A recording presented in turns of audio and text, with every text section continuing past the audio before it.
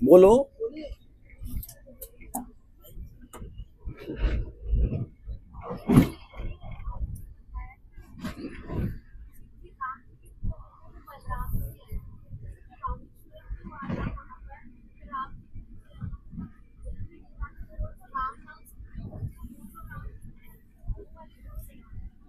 जो राम नाम सत्य कहते हैं उसमें नो डाउट परम पुरुषोत्तम भगवान ही है। देखो कोई कहीं भी नाम लेना अल्टीमेटली भगवान का ही नाम लेता है।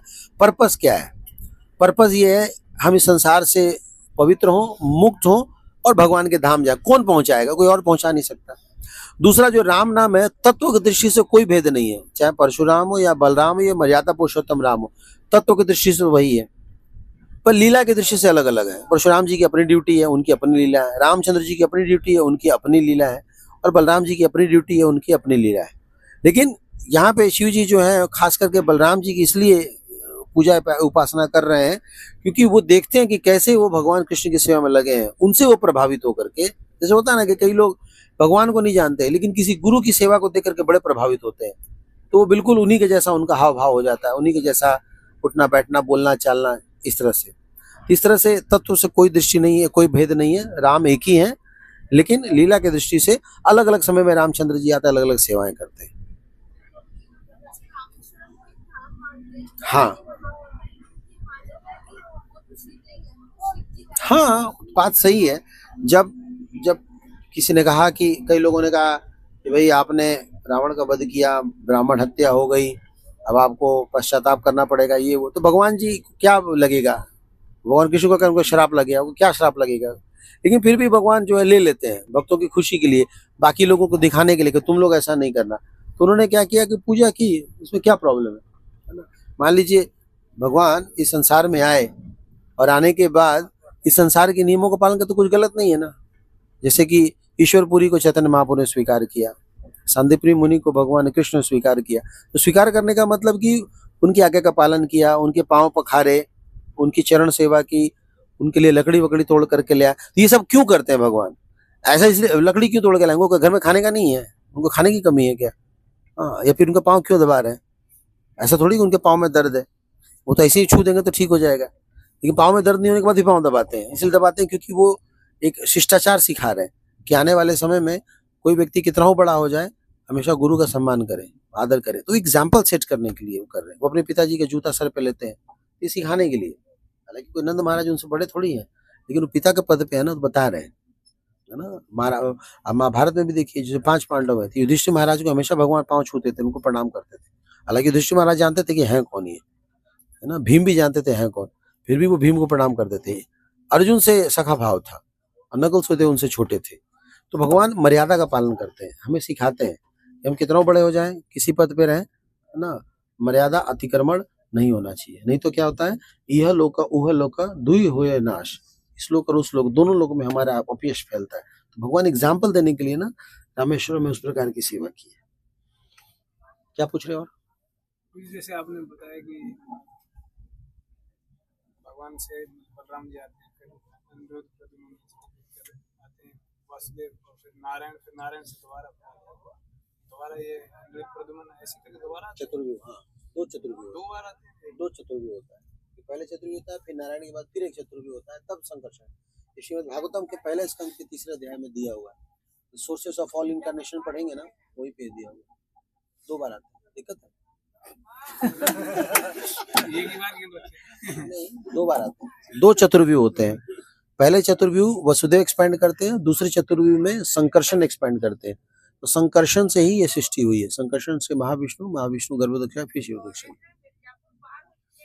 भूत ना भगवान का नाम, तो इसमें ये जो भूत है इसका प्रेतों से संबंध है या फिर सामान्य जीवन? भूत का तो बहुत कुछ मतलब होता है। भूत का मतलब इंसान भी होता है, भूत का मतलब देहधारी भी होता है। पर कई ऐसे जो तामसिक प्रवृत्ति या तामसिक प्रकार के लोग होते हैं, वो क्या करते हैं, शिव जी की पूजा उपासना करते हैं और उनकी प्रार्थनाएं भगवान स्वीकार भी करते हैं। जैसे मान लो कई लोग मांस, मदिरा और भांग धतूरा वगैरह चढ़ाते हैं, पर शिव जी ये सब नहीं पाते, वो लेकर के अपने भूत प्रेतों को दे देते हैं। तो जो चढ़ाने वाला व्यक्ति भूत प्रेतों को चढ़ा रहा है, एक्चुअली उनको खिला रहा है, शिव जी को नहीं खिला रहा। लेकिन अब इन लोगों का उद्धार कैसे हो? जिसको मान लो मांस भक्षण की आदत है, वो रह नहीं सकता, तो उसको क्या करेंगे अब, उसको स्वीकार तो करना पड़ेगा ना। वो स्वीकार करते हैं, फिर उसको शुद्ध करते हैं, पवित्र करते हैं, फिर धीरे धीरे धीरे धीरे बोलते हैं कि 30 दिन मत खाओ, है ना।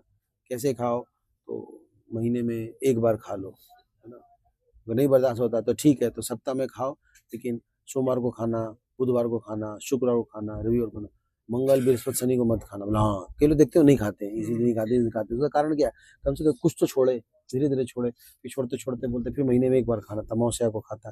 फिर छोड़ते छोड़ते उसको क्या बोलते, चलिए काम करो आप ना, अभी चतुर्मास लग गया ना, है ना, चतुर्मास, चतुर्मास 4 महीने नहीं खाना।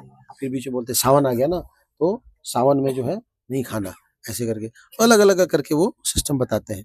इस तरह से पर्पस ये उसको छुड़वा देना। फिर बोलता है यार मैं 4 महीने रह सकता है, फिर तो मैं बिना खाए भी रह सकता हूँ। मैं नवरात्रि के 9 दिन रह सकता हूँ, फिर 1 महीना रह सकता है, 1 महीना रह सकता तो मैं 4 महीने रह सकता, मैं 4 महीने रह सकता, मैं बिना खाए रह सकता, मैं कहाँ कुछ हो रहा है।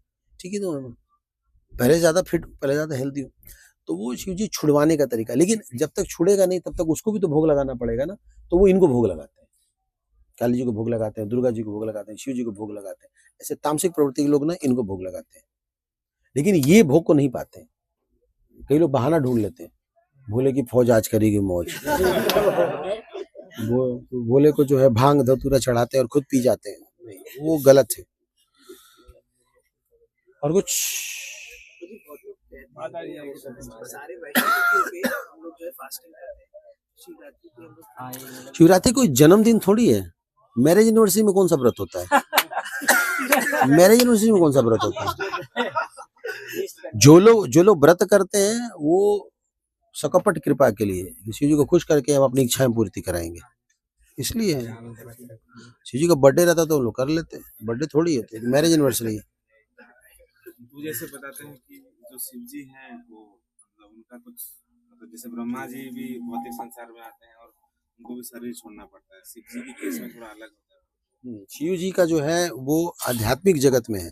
शिव जी जो है जब सदाशिव के रूप में रहते हैं तो उनको कोई शरीर छोड़ने की जरूरत नहीं है। शिव तत्व ही अलग है। शिव जी का मतलब हो गया जैसे दूध से दही बनता है, तो दही के अंदर दूध वाली क्वालिटी है, यानी कि शिव जी मीन्स विष्णु के शरीर से ही बने हैं वो। He is not an ordinary जीवा। और जो उनके शुद्ध भक्त हैं उनको तो वैकुंठ प्राप्ति होती है, यानी कि शिव जी का अपना लोक है। बाकी देवी देवता ब्रह्मा वगैरह का कोई, ब्रह्मा का लोक है तो मेटेरियल वर्ल्ड में, शिव जी का लोक आध्यात्मिक जगत में। आध्यात्मिक जगत नष्ट नहीं होता तो शिव जी भी नष्ट नहीं होते। लेकिन ये जो रुद्र आदि रूप है ना, ये सब के सब प्रकट हो जाते हैं, ये नहीं रहते हैं, सदा शिव रहते हैं। और वही सदा शिव जो है इच्छा करते हैं भगवान के रासलीला में प्रवेश करने का, तो उनको फिर गोपीश्वर महादेव का शरीर मिलता है, तो गोपी भी बनते हैं। इसलिए भगवान की लीला में प्रवेश करने के लिए ना क्षेत्रपाल शिव जी की परमिशन, इसलिए जहां जहां आपने देखा होगा कि भगवान शिव का मंदिर है, भगवान विष्णु का मंदिर है, वहाँ शिव जी का मंदिर जरूर होता है। जैसे लिंगराज मंदिर है, लिंगराज मंदिर अभी जा रहे हैं ना, तो कोणार्क में लिंगराज मंदिर है। उसके बाद फिर भगवान जगन्नाथ का मंदिर पुरी में आता है। उसी तरह आप हमारी परिक्रमा शुरू होती है तो सबसे पहले हम लोग पंचानन तलाई जाते हैं, क्योंकि वो शिव जी राधा कुंड में जाएंगे ना, तो वहाँ पे कुंडेश्वर महादेव है, घुसते ही सबसे पहले उनकी हर जगह कहीं पे भी जाएंगे, ईस्ट ऑफ कैलाश में उधर भी महादेव भैरव मंदिर ऊपर में रखा हुआ है, तो हर जगह भगवान जो है वो रक्षा करते हैं, क्षेत्रपाल है वो। चिपीवाड़ा में भी है, अंदर ही होते हैं। ठीक है, और कुछ आप भी सुन रहे हैं? बोलिए। थैंक यू प्रभु जी। जैसे कि अब कंफ्यूजन हो गया कि पार्वती जी ने बोला था ना कि सब इतने महल में रहते हैं, मेरे को कोई ऐसा आराम नहीं है, तो उनसे रिक्वेस्ट करी तो उन्होंने कहा कि चलो आपके, वैसे मेरा मन नहीं है लेकिन स्त्री हट जो है उसके प्रति एक टाउनशिप बनाया। हाँ, तो बनाया, तो सोने का महल बनाया, तो गृह प्रवेश के लिए उन्होंने उसमें रावण को बुलाया था ऐसे करके सुना था। तो फिर उन्होंने क्या किया कि रावण ने मतलब वो देख के लालची तो था ही, तो लालच आ गया उसको, तो उसने कहा कि मुझे दमन में यही चाहिए, तो फिर पार्वती जी ने श्राप दे दिए। तो ये कंफ्यूजन हो गया प्रभु जी की, जो अभी सुना और इसमें, तो ये क्लियर करना। क्या सुना उसमें गड़बड़ क्या है? ब्राह्मणों ने मांगा था, ब्राह्मणों को दान देना था, तो शिव जी ने काशी ही दान दे दिया, इसलिए वहां पे बहुत ब्राह्मण है। काशी में जाएंगे ना, काशी नगरी है शिव जी की, लेकिन वो दान दिया हुआ है। तो सोने की लंका शिव जी ने बनाई थी? नहीं, सोने की लंका वो तो खैर उनका अपना अलग ही है। सोने का घर एक ही जगह होगा, वहाँ तो यहाँ नहीं हो जैसे सकता है। ये सुनने में आया कि सोने की लंका बनाई थी, तो फिर पार्वती जी ने श्राप भी दे दिया उनको कि तुम्हारे पास भी नहीं रहेगा। ऐसा एक अलग सुनने में आया। मेटीरियल में कौन सी चीज किसके पास रहता है?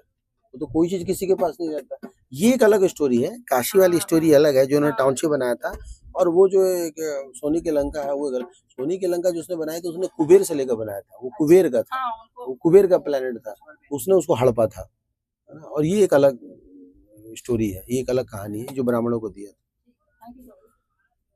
ठीक है जी, हरे कृष्णा। श्रील प्रभुपाद की शिवरात्रि महामहोत्सव की। तो अभी सभी